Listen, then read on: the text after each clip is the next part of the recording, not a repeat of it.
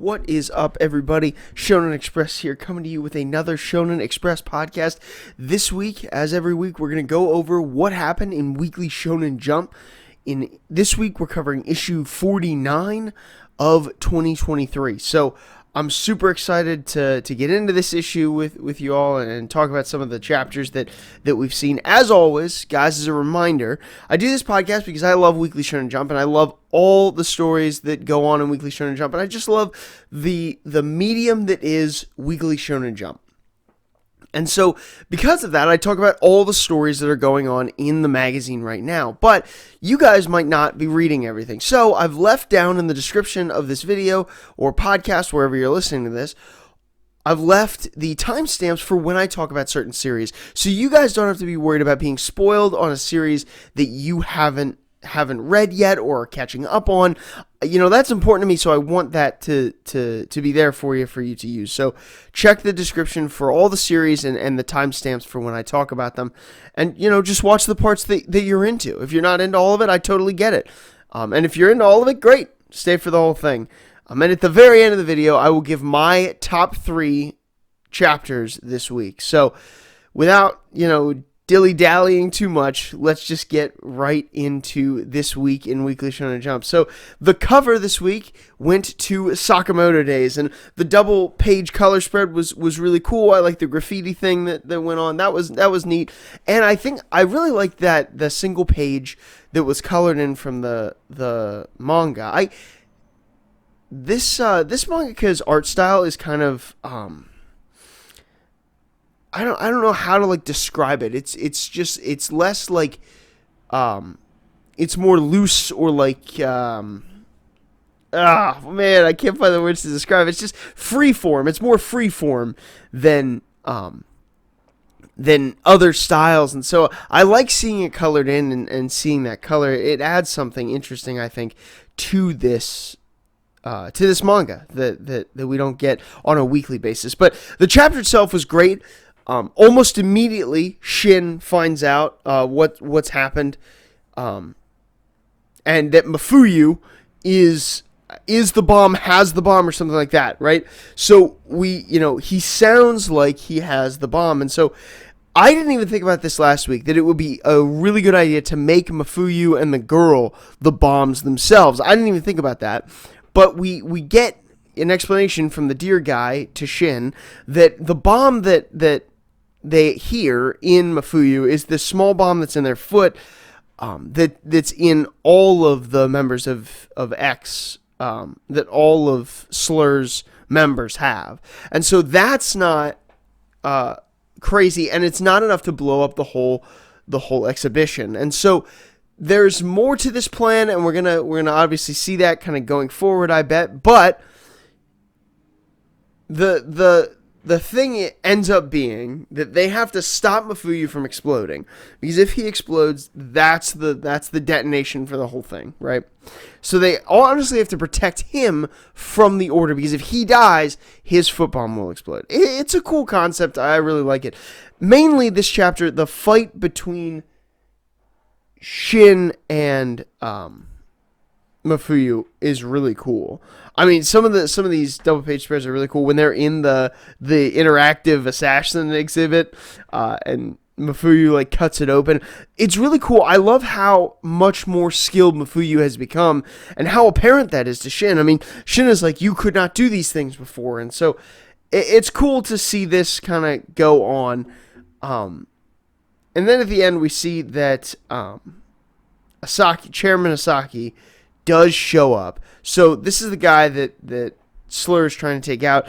Somehow seems related to X himself in some way. We're not totally sure about how, but definitely they have some kind of history with this orphanage. And so what I kind of like about this is no one here, except for Sakamoto and crew, no one here is really a good guy. Everybody has done terrible things and is not an admirable person. So it's kind of interesting to see that. So we'll see how this arc plays out. I'm enjoying it a lot so far. I like the reintroduction of Mafuyu. I think his face mask is super cool. So yeah, I'm excited to see kind of where this plays out. But those are my thoughts on Sakamoto Days this week.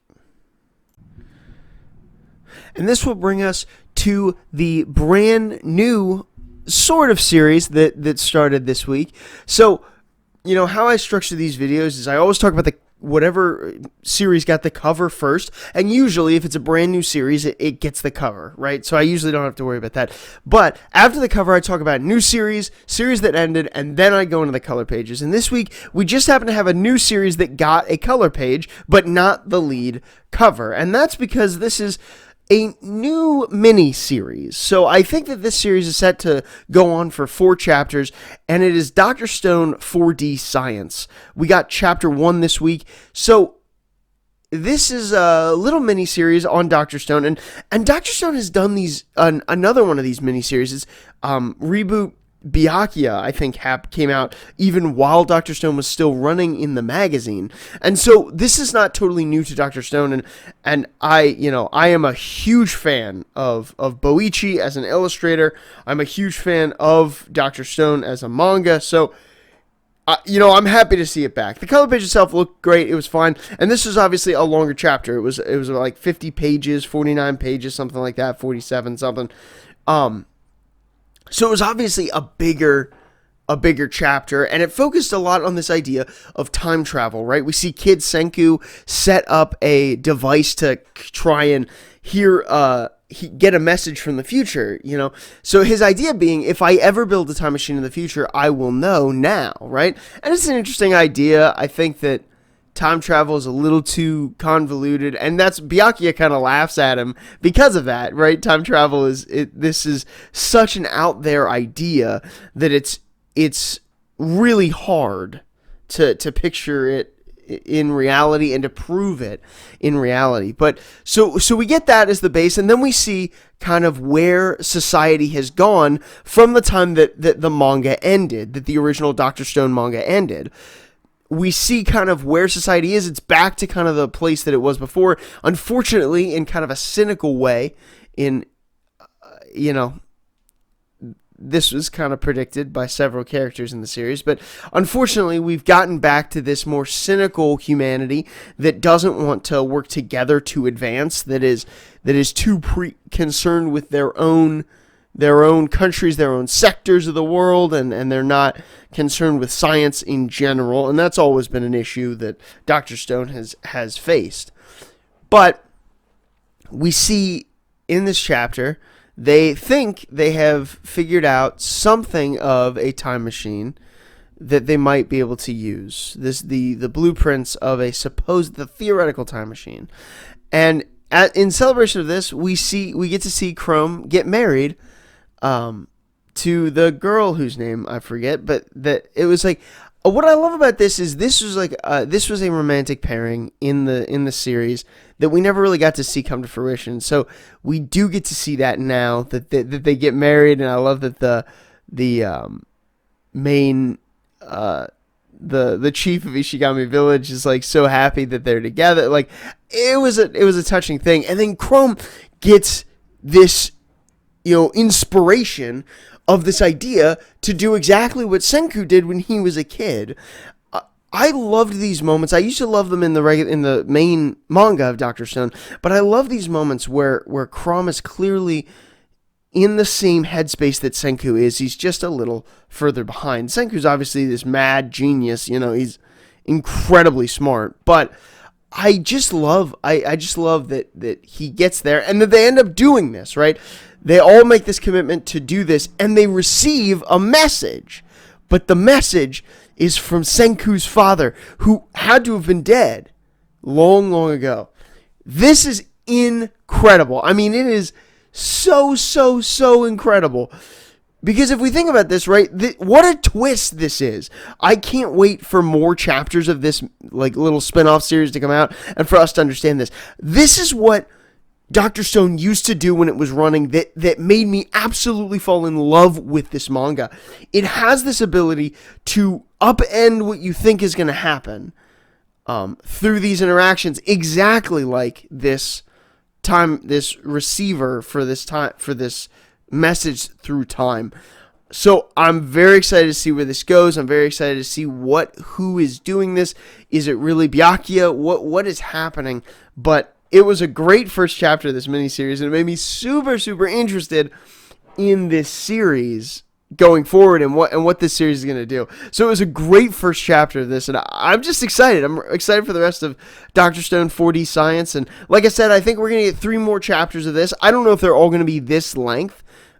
Honestly, I would be okay if they all were this length, but I expect that they're probably going to be normal chapter length from now on, but that this was like a special thing for the first chapter. But even if they're this length, if they're this length, great. But even if they're just regular chapter length, this is going to be a really cool miniseries, and it's going to kind of bridge us over into the next year of Weekly Shonen Jump here at the end. And so I think that's really cool. That's what I have to say about Dr. Stone 4D Science.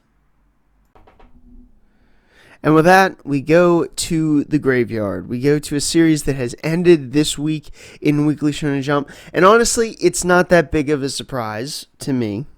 But this week, we got the end of the Ichinose family's deadly sins. It ended on chapter 48, which was the chapter that came out this week. This is the final chapter of this manga.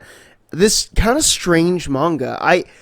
It's no surprise, and you guys, if you've listened to my other podcast, me talk about this manga before, you know that I am a fan of the Ichinose family's Deadly Sins. I really like this manga. I think the trippy nature of it sometimes got confusing to me, but I thought it was really good. And honestly, guys, at 48 chapters, if you don't know, my benchmark for has a manga really taken off and been a success? Can that mangaka really say, okay, I made something great that is truly a success? My benchmark is about 50 chapters. I say 50 because that means that you've been running in Weekly Shonen Jump for the entirety of a year. And that's hard. That's really hard work, and it's hard to do, and a lot of manga do not make that benchmark. And so that's why I say, okay, at 50 chapters, you're a success.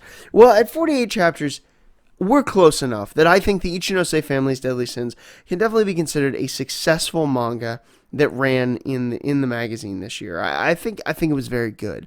And it's fitting that it's wrapping up here in issue 49, right as we kind of get to the end of this year in Weekly Shonen Jump. But enough of that. Let's talk about the chapter and talk about the ending of this series. So the chapter itself, if you remember last week, we ended on the cliffhanger of Tsubasa woke up in the bed again, and we're redoing this loop. And I even was like, I'm going to be really frustrated if this is the same loop. But it turns out that he's just playing a joke.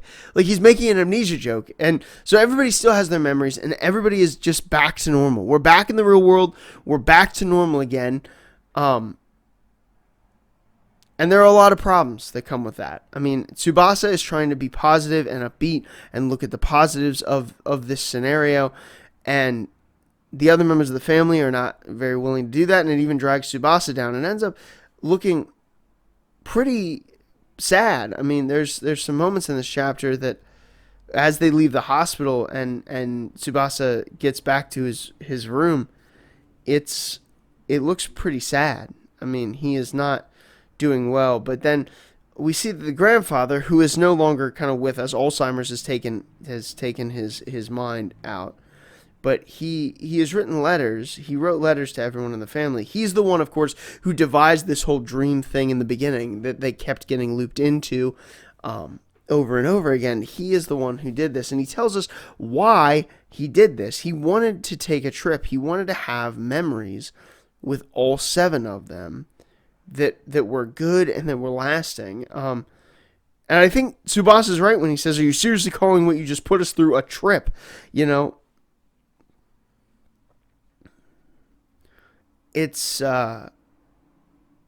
messed up, and I think the manga itself realizes that it's messed up. I think that this manga is very complicated.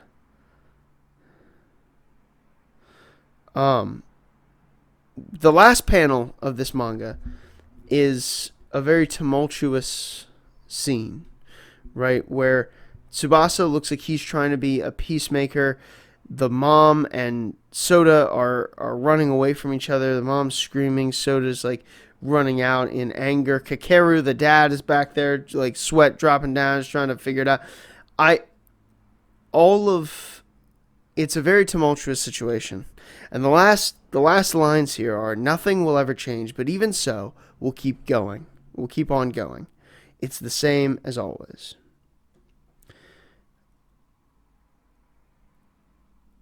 You know, I think I wanted maybe a better resolution. I wanted some answers to the problem. The problem that this manga has brought up has been centered around, okay, a family is going to have struggles just based on the fact that you're in the same proximity with these people for a long time, all the time. There will be issues and struggles in that community. And their answer to that seems to be, that's okay, just keep going. And I agree that it's okay. And that we ought to be able to struggle through things together as a family. But I can't help but feel that there's more here. There's more to be said. And maybe it's just because it doesn't quite fit with the typical Shonen Jump, weekly Shonen Jump attitude. But yeah, the answer to this manga left me unsatisfied. If you guys have other arguments and other things that you're thinking about this, let me know in the comments. I'd love to be able to figure out, to find out what you guys kind of think about this manga, because this ending is kind of confusing to me. I expected something different, and just wasn't what I was expecting. But yeah, leave it in the comments. I'd love to talk about this manga. I do think it was good. I enjoyed my time reading it. And I think it was a success for this mangaka, and I hope to see them back with something new. And I think, creatively there's a lot there that we can work on. So yeah, I really liked it. So that is my thoughts on the final chapter of the Ichinose family's Deadly Sins. So the next series that we're going to be covering is, we're going to go to the color pages now. There were 2 more color pages this week, and the first one went to Kagurabachi. This week chapter 8 came out, and man, this was a really, really good Kagurabachi chapter. So this chapter focused a lot on the character of Sojo, this new villain that we're going to probably be fighting for a couple chapters at least.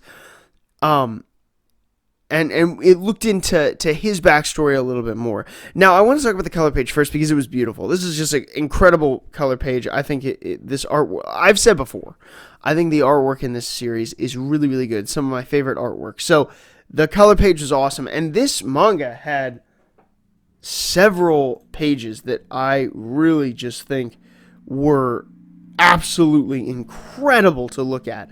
But so we kind of see through this manga, through this chapter, we get the Daruma doll guy. We see his backstory a little bit and how he decided to join up with these sorcerer gangs and got into trouble here, and he's going to leave that life behind him, right?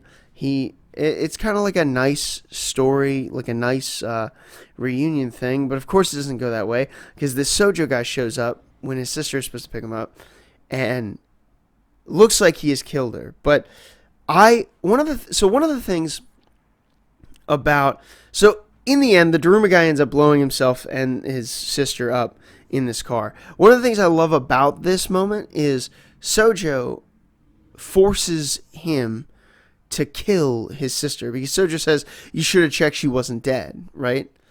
But he says this to himself after Daruma's already exploded. So there really is no even psychological trauma that he inflicted on the Daruma guy beforehand.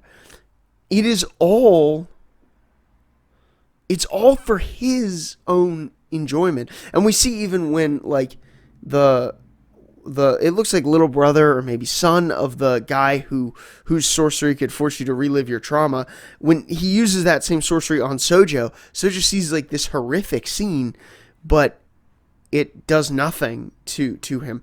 Kind of similar to Chihiro, who in seeing his traumatic event was like, thank you for reminding me why I do this. And maybe that's the same case for Sojo. I think that we have in these two characters, in Chihiro and Sojo, the yin and yang kind of counterparts that we're seeing here. The same kind of maybe trauma that has impacted Chihiro. Also, and maybe even more, is impacting Sojo. You know what he feels kind of like? He feels a lot like Gaara in the beginning of Naruto. To me, that's kind of the vibe that I'm picking up from him. So, yeah, I really like him, and I love Cloud Gouger. I think it's really cool. I love the little cloud motif going around him when he has that sword active, and obviously the final page with Chihiro and him staring each other down is super awesome. So I'm looking forward to the fights that are in the future, but this was an awesome intro chapter for him, and another great Kagurabachi chapter. And so that will bring us to the final color page of this week in Weekly Shonen Jump, and that went to the Elusive Samurai, chapter 132, that came out this week. I don't have a ton to say about this chapter. I will say the color page was absolutely stunning. I mean, that was incredible, with Akane and Tokiyuki over there with just a beautiful scenery. It was really cool. It was a very, very good color page. It was super incredible. But the chapter itself, we're in this competition, among the people there in Kamakura to increase morale. This is Akane's goal with this, right? And so they are kind of figuring out, okay, how do we do that? What are the ways that we can win this competition? And so that's some of the chapter. We want to look at, I think it's cool that Nita is so on board with this, and his whole army, who served as enemies to us earlier in the series, are so with Tokiyuki in this. And so I think that there's a moment there that's very interesting and touching. And then Kojiro lifting up the wild boar, I love that determination. You know what, it reminds me of the same kind of right-hand man determination that we see from Zoro in One Piece. So, I love to see that in Kojiro. I think that's really cool. He's always had that kind of energy to me. And so now that he has this new sword, it's pumping him up and making him want to fight harder, and I love that. Now, the only other thing I had to say is the end of the chapter, where the Shizuku and the other girl Ayako are discussing the marriage of Tokiyuki and how that's gonna work out. I think the chapter ends kind of funny, where she's like, before his legal wife gets to him, maybe we could share him. And how embarrassing that is to both, it looks like, Ayako and Shizuku. So, I don't think anything's going to come of this. Again, I doubt that's where we're headed. Like, I think that, first of all, I think Tokiyuki is too young. But we'll see. I don't know. It was kind of a weird thing. I'm not super into this kind of, like, more like fan servicey use of romance, so we'll see what happens, but I don't expect a ton to come from it. But honestly, that's all I had to say about the Elusive Samurai this week. And that will bring us finally to One Piece. This week, chapter 1097 came out. It feels weird to talk about One Piece this late in the podcast, but just so much else was going on this week that we had to cover first. But this chapter was another incredible chapter. We're still in the flashback of Kuma, and we're seeing all of the things throughout his life unfold. And this chapter focuses entirely on this flashback and on him. So we see him and Ginny grow up. He becomes a pastor. I don't know exactly what Oda means by this, but I gotta say, as someone who is, for those of you who don't know, I'm actually in seminary. My goal is to be a pastor, and so when I saw that, there was something of like a good feeling I got for that. And we see just how kind Kuma is. That kindness he had as a child still carries on throughout his adulthood, right? We see that continuing kindness that he has. I loved seeing that. I mean, he's so nice to these old people, and he takes their pain away. And we learned about his devil fruit powers that if he ejects the pain from someone, it doesn't just dissipate. It has to be accepted by someone. So either someone has to take it, and if it's not accepted by someone else, it will return to the original person.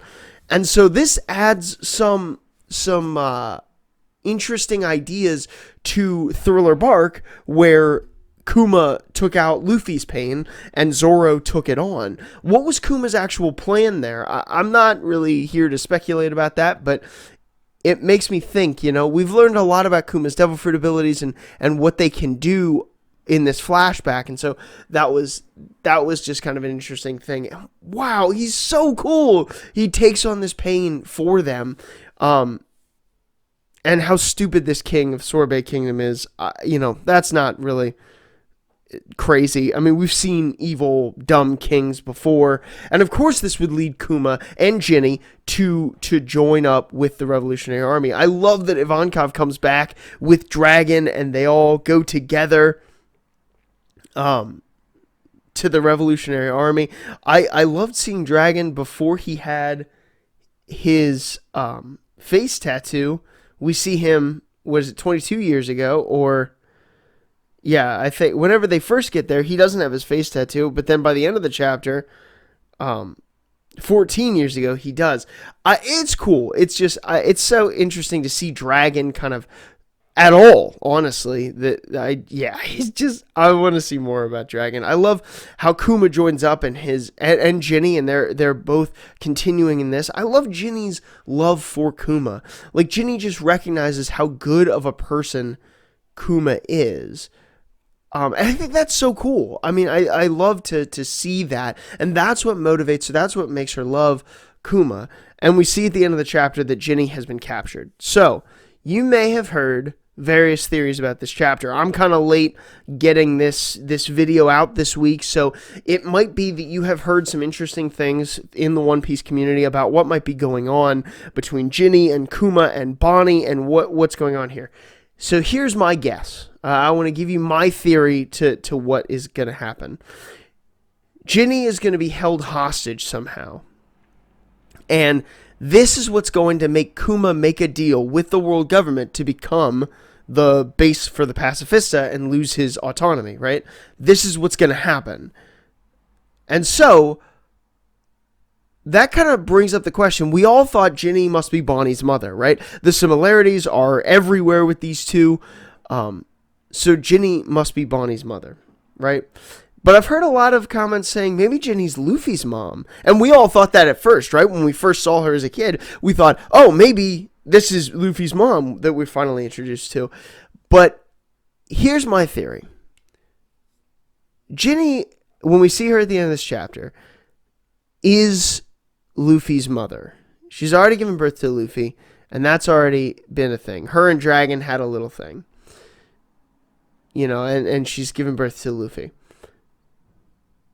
Then Kuma gives up his autonomy to save her. In doing that, he pushes out her memories of being Ginny, and she reverts with a devil fruit that we see Bonnie have to a younger age. And so now Kuma is told to raise her as the king of the Sorbet Kingdom as his daughter. And Ginny is Bonnie. Here's why I think this theory is kind of convincing. One, Oda said in an interview a long time ago that we have seen Luffy's mother. If that's true, and if Ginny really is Luffy's mom, and Ginny is Bonnie, we've seen Bonnie. We saw Bonnie hundreds of chapters ago. I mean, in Shibundi Archipelago, we saw Bonnie. So we've definitely seen her before. So that would check out.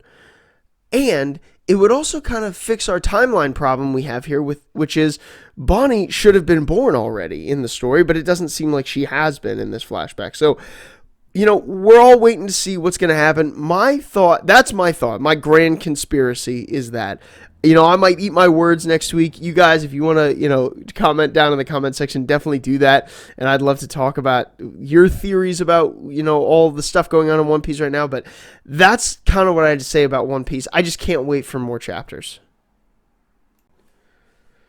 And that will bring us to Jujutsu Kaisen. This week, chapter 241 came out, and we stuck with the battle between Takaba and Kenjaku, which I like. We get a lot of, it's honestly just Takaba's backstory week, We see him growing up.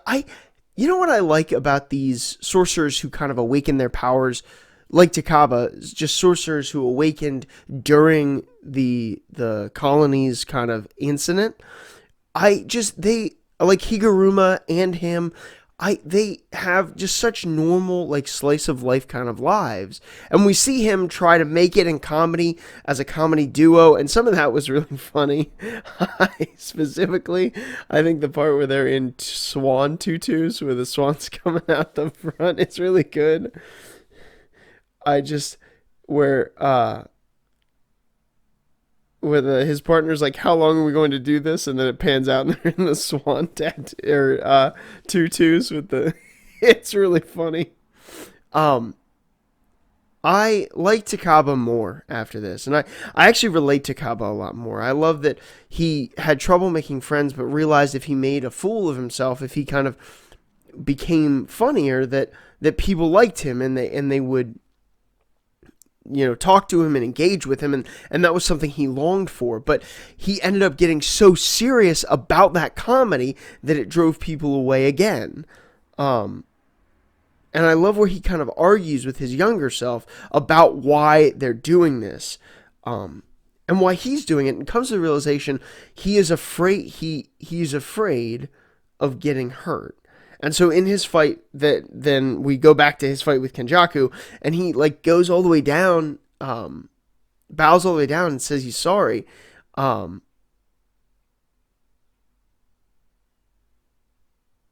that he said he lied by saying he doesn't need other people to think he doesn't need everyone to think he's funny, when in reality he does. He's got to make everyone laugh, because that's his brand of comedy. He won't let anyone not laugh. And so this is a perfect thing for him and for his curse technique that he's developed. It was a good backstory. It was a cool thing. I mean, he's a really fleshed out character now. I mean, we know more about this silly guy than I ever thought we were going to get on him. So he is much more fleshed out now, and I think this fight going forward will be more interesting. We see Kenjaku say at the end, but can you make me do that? Can you make him, can Takaba make him laugh? So we see that is going on, and we're going to see the conclusion of this fight probably in a week or two, and I'm very interested to see if Takaba can win this fight or Kenjaku's going to get out. My guess is Kenjaku is not going to be taken down by Takaba, but who knows? I mean, stranger things have happened. Gojo is dead, so I mean, crazy things have happened, but I want to get back to what's going on with Sukuna, but it was a good chapter this week. I enjoyed it, and I'm just looking forward to getting back to the other fight and to seeing this one even through to its conclusion. So, yeah, that's my thoughts on Jujutsu Kaisen. And that brings us to Akane-banashi, chapter 85 this week. It was a good Akane-banashi chapter, though I gotta say, at the outset here, I don't have a lot to say about this chapter. I think it was interesting that we learned that the Arakawa school seems to be kind of the new age, the new wave school in Rakugo, right? The rest of the Rakugo Federation seems to be more traditionalist. They're into keeping with the tradition, but the Arakawas seem to be moving that line forward, right? And most of the characters we see are in the Arakawa school, right?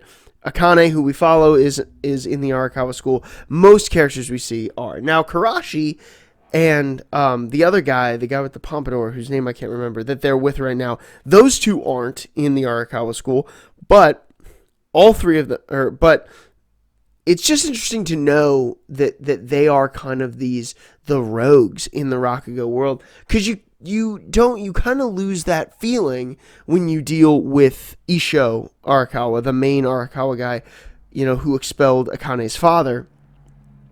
He feels traditionalist, but at the same time he's not, and we've had interactions with that to know that. But it was just cool to note that, and to see Taizen's interactions with Jocho are interesting.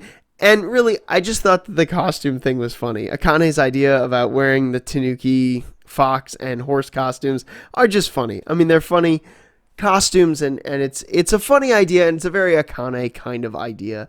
But then at the end, we get to see the Hikaru go on stage for the big event that she won the right to compete in, or to be in.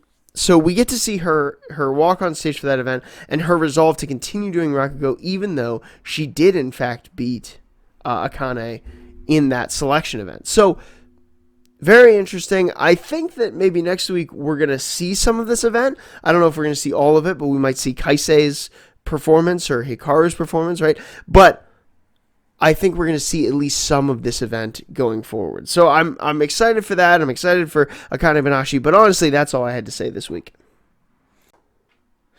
And that'll bring us to Undead Unluck. This week was the chapter that came out was chapter 182. Man, this was a good Undead Unluck chapter. It was really, really cool, right? We get the follow-up to see Fuko has accessed this secret round table where the Umas, the top Umas are all seated. And we get to see them, and they all look very interesting. It looks like one has like DNA hair, so I'm guessing maybe that one's genetics or DNA. We know because they talk about the one with the halo being luck, so I'm very interested to see what that kind of thing is. But they all look really interesting. The knight armor guy, the guy with like the fox coat on. I'm very, very curious to see what's going to happen with these characters. They're really cool. And even the main guy, I wonder a lot what the main guy's what he is an Uma of, because he doesn't really strike me as anything in particular. So yeah, I'm just, it's very cool. It was very cool to see them. And the result, Fuko's resolve is amazing, right? And the biggest thing is we finally found out what on Earth Andy's doing, or not on Earth, rather, what Andy's been doing. He's been sitting on the sun, keeping these guys contained, stopping them from engaging with the people on Earth for over 100 years. Andy is so cool. This is such a cool thing to have him be doing. That's amazing. And unfortunately, it does probably mean we're not going to get to see Andy join the gang or join the union in this loop. We're not going to get to see him fight in this loop a lot in this loop. But he is doing such an important and cool thing. It's just so cool. I mean, it was awesome. And Fuko's conversation where she's like, you can't attack me for some reason. That's why I felt confident in attacking you. And when she goes back to the hospital, to where the rest of the Union is waiting for her, her determination that they're going to take down the Uma so that while Andy holds them back, it's just so cool. I mean, it was an awesome Undead Unluck chapter. We learned a ton of things that we've been dying to know, or at least I've been dying to know, for probably this whole year, if not longer. So I'm very into what's going on right now in Undead Unluck, and I can't wait to get more chapters and to keep going with this story. So that'll bring us to Mama Yuyu. This week, Chapter 9 was released. So this is another really, really good Mama Yuyu chapter. First of all, I think the guy who we've come to know now as Grisha, at least that's what he tells Corleo he can call him, the eyeball, I think he's the eyeball demon lord. I'm not totally sure, but we get a closer picture of him, and we get to know him a little bit more. First of all, that panel where he summons those eyeball monsters, that was incredible. I mean, he is definitely scary, and it's always, every time he interacts with the world, it seems like it is like this really trippy kind of fear that ends up happening. And so we see at the end of this, right, he takes Corleo to talk with him, and throughout that talk we've seen some pretty scary, things, and they have like a little bit of a fight between Grisha and Corleo, where eventually Corleo just ends up being sent back to the human world because he says he'll cut off his arm. And so we've learned the motivation of what seems like our main villain. He wants Corleo and really all of the demon lords and heroes that he has sent into this world to strengthen their sigils, to gain more power so that he can take them for himself. This is kind of a main villain thing, but I think what Mama Yuyu has done here in kind of dealing with this trope, this kind of more common hero-villain trope is interesting, and I think it might hold some weight and continue on in the future.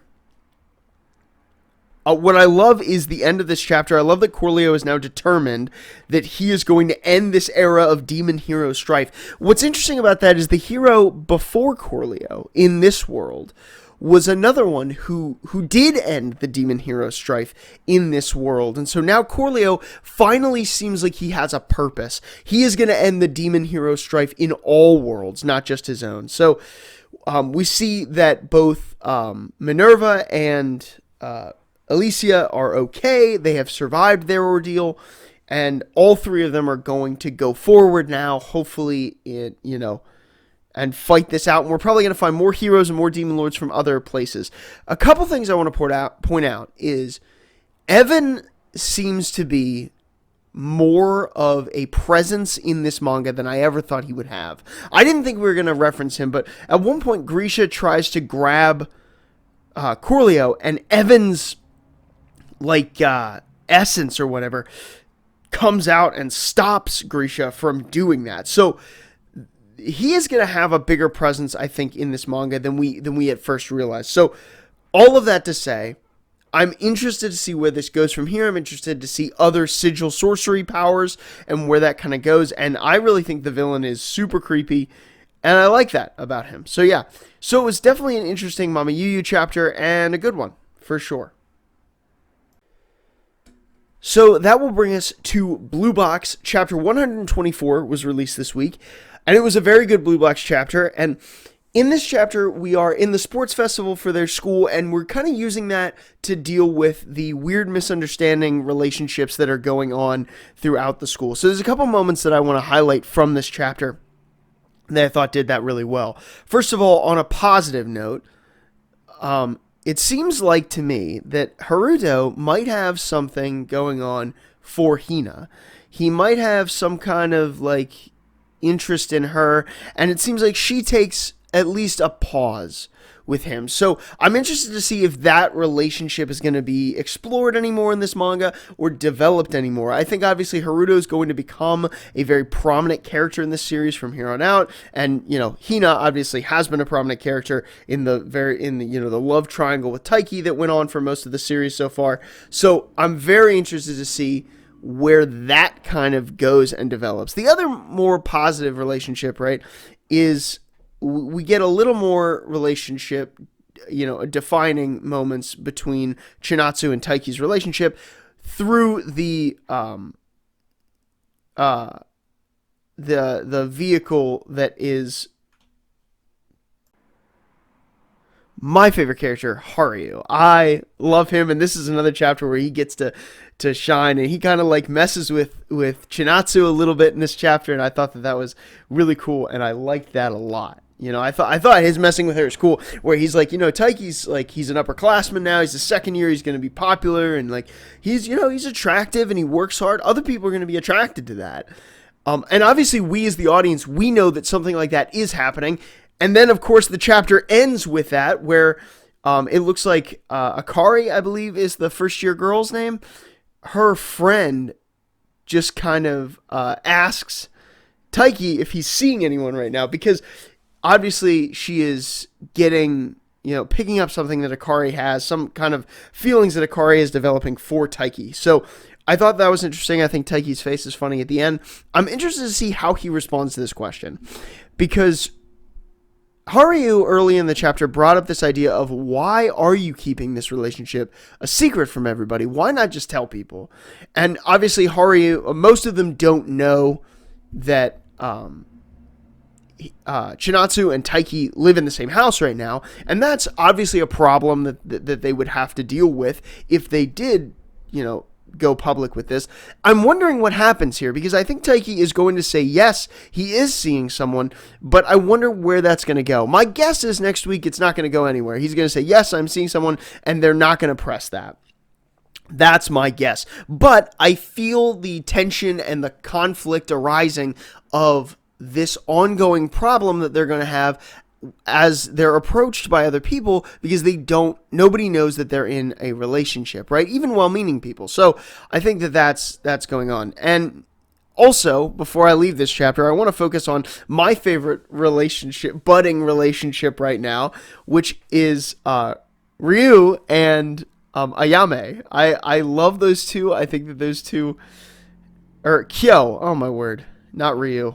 Man, there's a lot of like Ryu's and Kyo. It's hard. But anyway, Kyo and Ayame's relationship that is kind of budding. We got a little bit of focus in this chapter. Mainly, Ayame's, like, people are picking up on Ayame's, involvement with Matsuoka, the senior who we've kind of not liked for a while, right? And her care for him because she recognizes that he really actually is kind of lonely and struggling in that way. And they've picked that up and said, oh, she has a thing for him. She wants to go out with him, or they are going out, right? Which obviously isn't true, and that impacts Kyo. And we see Ayame think about that in reference to Kyo, who has already, we've seen, made the assumption, oh, Ayame's not interested in me. I was making that up in my head, right? This is the relationship I think we got to watch in this series right now, and it's the one that I'm the most interested in, so I liked getting a little bit of material on that. But with all of that, that's kind of what I had to say about Blue Box. And so that'll bring us to Nue's Exorcist. This week we got chapter 25. And we're back to kind of the slice of life kind of chapters. So this week we get a snap. First of all, Kazusa, the older character who was the first exorcist we were introduced to, she is assigned to under Gakuro as part of the 6th squad here that Gakuro is the captain of. And so we kind of navigate some of the awkwardness that goes on with him just being named captain and her not understanding what's happening, right? But they also have like a barracks, like a place, and there's this giant spider thing that is taking care of it, and they need to clean him for some reason. I didn't quite understand what was going on with that. Although I will say, I love the spider. I love this little spider familiar thing. I think he's the perfect level of weird and cute, and I think at some point maybe if he gets more ferocious, that would be really cool. But I really liked seeing this. I liked what we had seeing right here. I liked him as a creature, or her. I really don't know. But the main part of the chapter focuses on Kazusa and Shiroha's feelings for Gakuro, and if they have feelings for Gakuro, and I think at this point we can be pretty reasonably sure that Shiroha definitely has romantic feelings for Gakuro, and I don't think that Kazusa really knows kind of what her feelings in that regard are, and so she seems to admire him in some ways and maybe be attracted to him in some ways, but not quite. And so this chapter focused on that, and Shiroha kind of showed her maturity, I think, in this endeavor. So yeah, it was an okay chapter. I just didn't really have a whole lot to say about it. Okay, and so that will bring us to Cipher Academy. This week, chapter 47 was released, and I think it was a good chapter, but it was another one of those Cipher Academy chapters that I had a hard time digesting. Part of the reason is, so I don't even know how to play regular Mahjong, much less this complicated form that they've come up with here. For what's going on in the chapter this week. And I'm sure if I had more of a familiarity with Mahjong as a game, maybe I would get that more. But on top of that, like even outside of that, I think that it was an interesting chapter. This girl that has prevented them from going forward, I think she is interesting. And honestly, I think that maybe her the reason she's doing this is benevolent, right? She is being merciful, because if she can kick them out of the Meta Cipher Academy, then they don't have to die this way. I mean, this is a merciful way to get people who will not make it further out of this Meta Cipher Academy, out of the metaverse. And so I see why she's doing this. Obviously, we're going to have to take her down, but it was an interesting chapter, and I like at the end that Iroha is going to get to show off a little bit of what he's all about, and so we'll see. We'll see going forward what kind of comes of this, but honestly, that's all I got on Cipher Academy this week. Okay, and that will bring us to chapter 19 of Icehead Gill, which is the next series that we're going to cover in the podcast. You know, after this chapter, it should come as no surprise that I really believe Icehead Gill is on its last legs, that we are about to wrap up Icehead Gill here. And I think that the end of this chapter really kind of goes with that. This chapter is all about the loyalty that people have toward King Ond and that kind of side of this, right? Because if we remember, so Dreki, I guess, they were brothers. Him and Ond were brothers, and Dreki could have inherited the throne. But his brother Ond kind of tried to push him out of that because he didn't see anything for himself in life if he didn't have the throne. This is relatable, and I like how everyone sticks by him. I like this idea of a man who is not, you know, a lot of the things that Ond has done have not been admirable, they've not been good things, but he's still, there's respect there that the people have, and I like that a lot. And then obviously the ending attack in this manga, the hero hunting, 8-spin hero hunting, was pretty cool, and it feels like a good culmination for this fight and this series that has been going on. I really think that probably next week or maybe the week after will be the last Icehead Gill chapters. So I think we are rapidly approaching the end, but it was a decent chapter. All things considered, it was a decent chapter. And so that brings us to Kill Blue. Chapter 28 is the chapter that came out this week. And this is a good Kill Blue chapter. You know, I think that this was packed with some good meaning and a moral that I can really get behind. And so I really liked that about this chapter.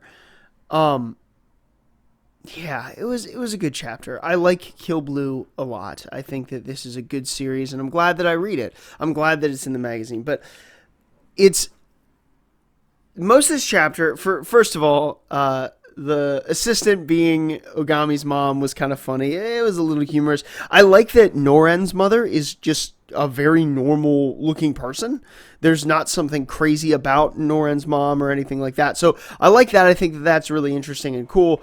And so that was fun. But the main thrust of this chapter is when Juzo is thinking about, Ogami is thinking about all like his life path and how he's been focused and obsessed with getting back to his regular age and being a hitman, and how much opportunity and options these younger kids have. And when I read it, so I'm 27 years old, and I know that's not super old. I realize that, but I often have this same problem where I think, okay, I'm stuck where I am. My options are very limited. I've pigeonholed myself, and while I enjoy the things I'm pursuing and going after, there is a limiting, and there is some kind of frustration or uneasiness with that. And I love that Juzo here is given what could be another start, and the idea that, listen, it's not too late to change up the path. And so I really liked that. I thought that was really good, so I definitely enjoyed that part of the chapter. But honestly, that's kind of what I have to say about Kill Blue. I really liked it.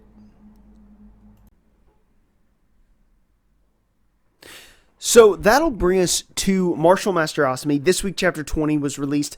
You guys know, if you've listened to this podcast and you've heard me talk about Martial Master Asumi before, that I love this manga. This is an incredibly good manga. It's an awesome sports manga running in the magazine, right? I love this manga. But I gotta say, this chapter kind of threw me off. It was very cool, but it really threw me off, right? Nito has gone into this kind of like pseudo-berserker kind of state by relying on the Asumi-style martial arts that he remembers as a kid. And we see him, that ending 2-page spread of him is haunting. I do not think, here's my guess, I don't think he's going to win this fight. I don't think he's going to win like this for sure.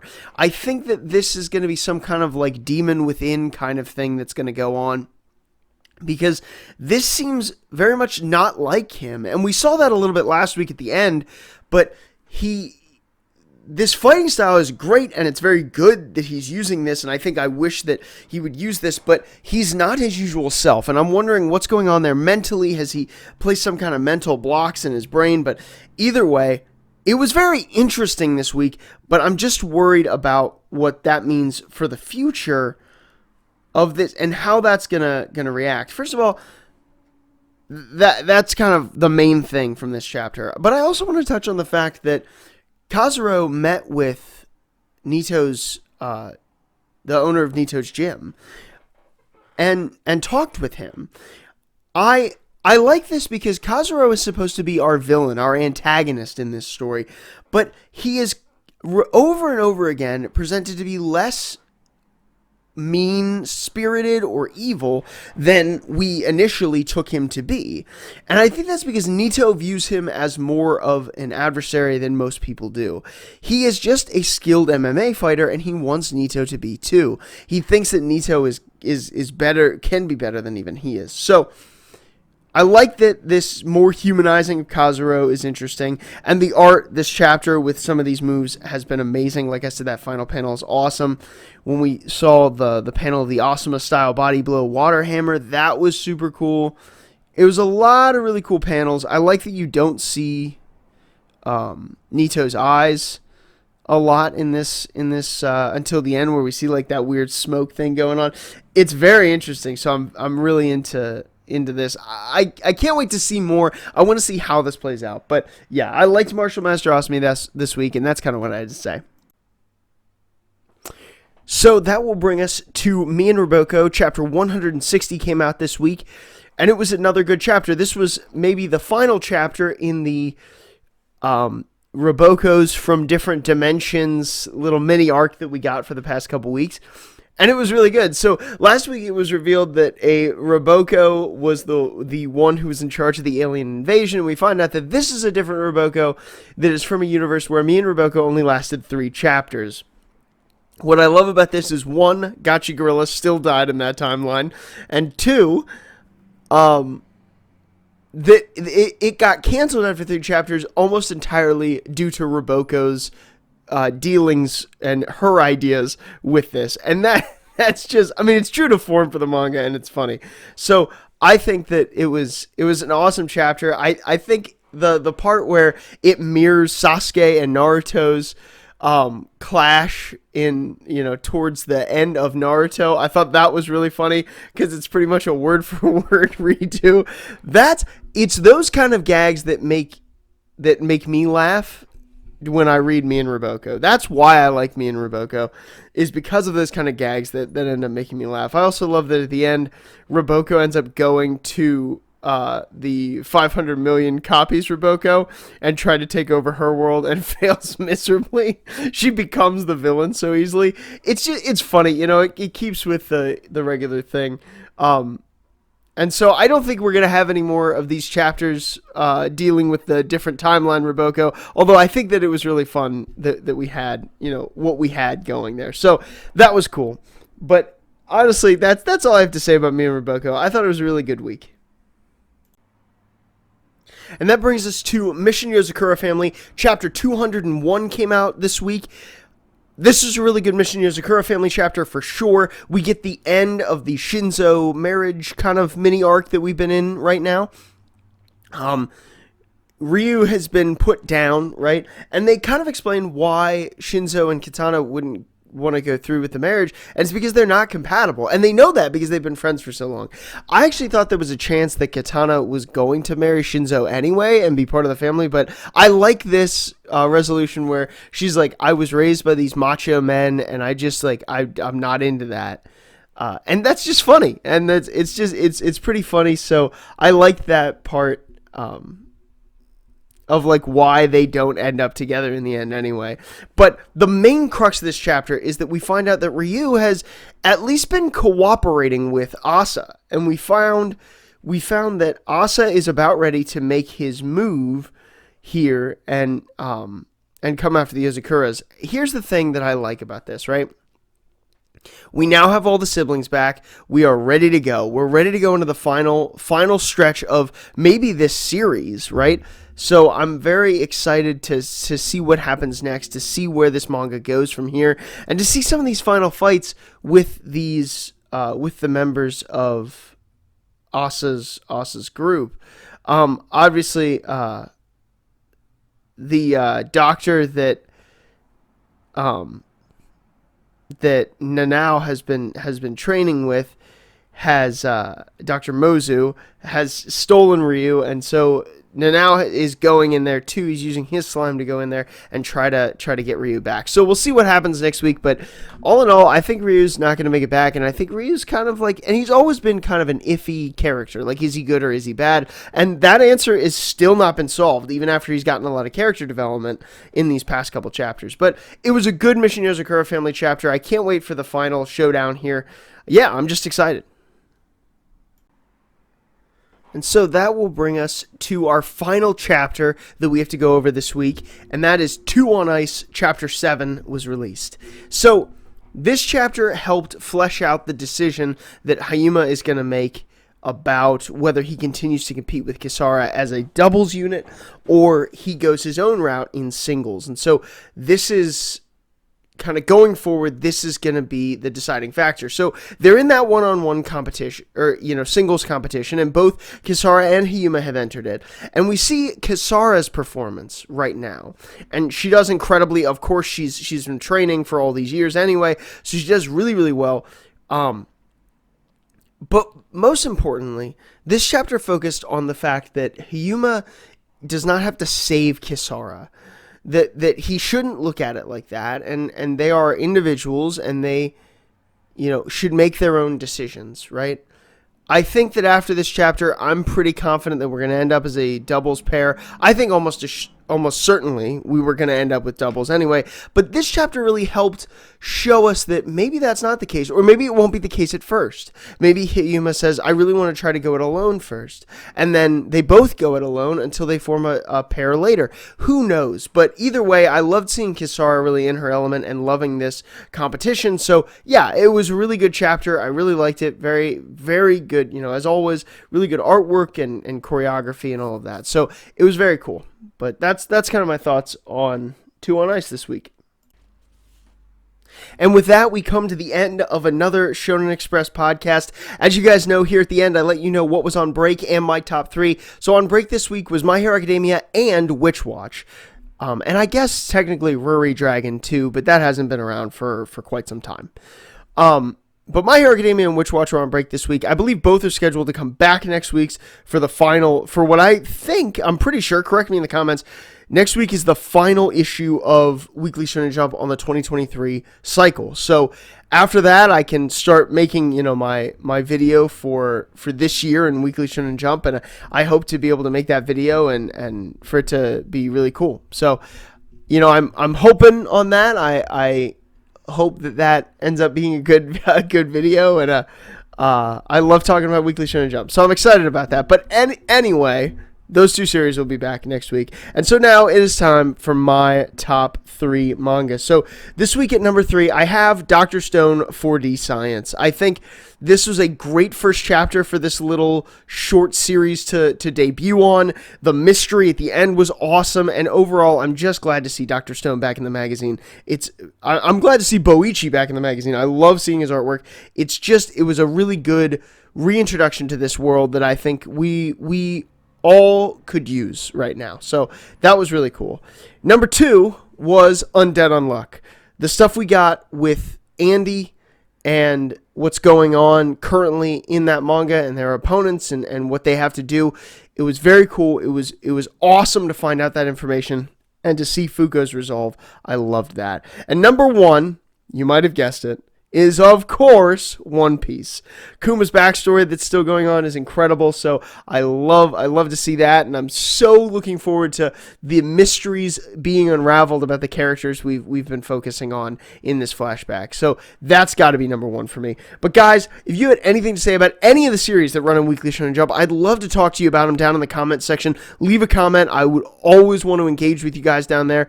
Also, definitely like the video and subscribe to the channel. I'm going to be bringing you these weekly Shonen Jump podcasts, or the Shonen Express podcast rather, every week, as long as the magazine comes out. And like I said, hopefully soon I will get that year in Weekly Shonen Jump video done, and we'll get that in the works, and hopefully that's something to look forward to for y'all too.